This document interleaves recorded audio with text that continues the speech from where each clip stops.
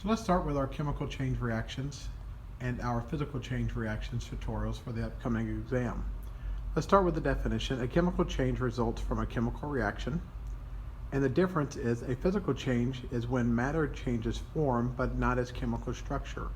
So with a chemical reaction, you are actually ending up with a new substance, and a physical reaction, you end up with the same substance but not any type of chemical change.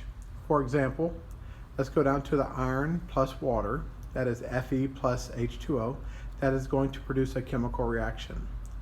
When the Fe splits up the water molecule into FeO, which is rust, and H2, which is hydrogen gas. So you start with iron and water and you end up with rust and hydrogen gas.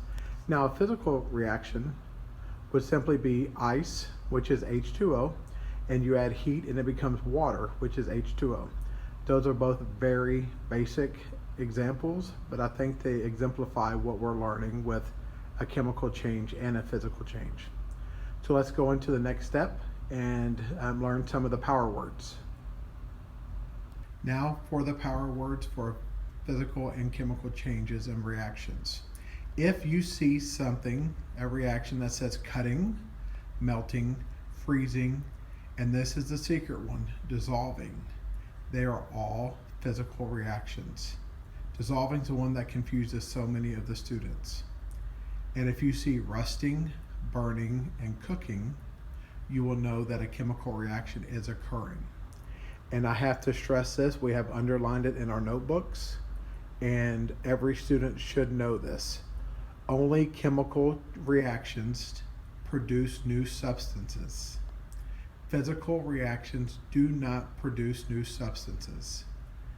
Physical reactions, you come out with the same substances you started with. Chemical reactions, you end up with a new substance at the end of it. And you must have at least two substances to begin with to create the third one. And now we'll move on to the 4 signs of a chemical change. The 4 signs of a chemical change, and every student needs to understand these. Number 1, there is an unexpected color change. For once again, if you mix yellow and blue, you expect it to make green. But if you have 2 clear chemicals and they combine and make red, that is unexpected. Or if you have white mixed with clear and you produce green, that is an unexpected color change. Now, formation of gas is the second one. That can be experienced through bubbles and fizzing. If you see those in the reaction, you know that it's formation of gas. 3, a change in energy. We say energy, but it is meaning that it is either temperature or light change. Temperature can either become warmer or become cooler.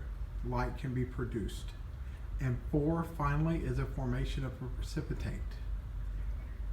And the precipitate is following a chemical reaction between 2 liquids, a solid is produced. So when you mix 2 liquids together, you get a solid. That is called a precipitate. Now, a chemical reaction can have just one or all 4 of them. But if you see one of them, you know that a chemical change has occurred. I hope this helps. And just remember all the power words and the sign of a chemical change, and you should do really well in the exam. Study hard, and remember, when you sign the study guide that goes home, you'll receive 5 extra points on your exam. Good luck, and see you soon.